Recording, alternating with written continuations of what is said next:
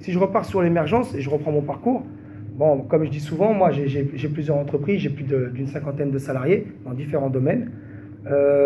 Comment tu as commencé? J'ai commencé par, tout d'abord, l'émergence, on part par l'envie. Tout d'abord, il faut commencer par avoir envie.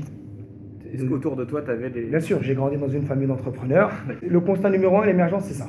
Je me suis dit, il faut que je travaille pour moi. Donc si on est mal entouré, c'est pour ça que tout à l'heure je parlais de réseau, dès qu'on commence à être entrepreneur, il faut s'entourer de réseau. Mon père me le disait, il me dit, regarde ton répertoire. Quand j'ai démarré à 21 ans, il me dit, tu verras dans 2 ans, ton répertoire a changé. Et c'est ce qui s'est passé. Donc je suis toujours dans l'émergence. Donc bien sûr qu'il faut avoir l'envie, et il faut se dire, j'insiste, on progresse tous les jours. Vous êtes sur l'émergence, vous créez une entreprise, vous vous développez, vous vous tenez, parce que c'est facile de monter, mais après il faut rester en place.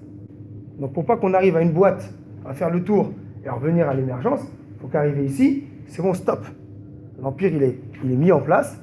Il y a des gens qui ont démarré avec vous qui peut-être ne peuvent plus continuer avec vous par manque de compétences ou même manque d'envie. Ça m'est déjà arrivé de me séparer de collaborateurs parce qu'ils n'avaient plus envie en fait. Moi j'ai toujours envie, mais eux ils disent oh, c'est bon, je suis payé, à la fin du mois je touche ma paye, mais je m'en fous de ramener du chiffre ou d'améliorer l'entreprise. Il faut toujours avoir, surtout quand on a une petite PME ou TPE ou même en tant qu'entrepreneur, il faut toujours se remettre en question, mais tous les 15 jours. Il ne faut pas laisser traîner. Souvent on me dit, un dossier, il faut le taper tout de suite, il ne faut pas dire demain.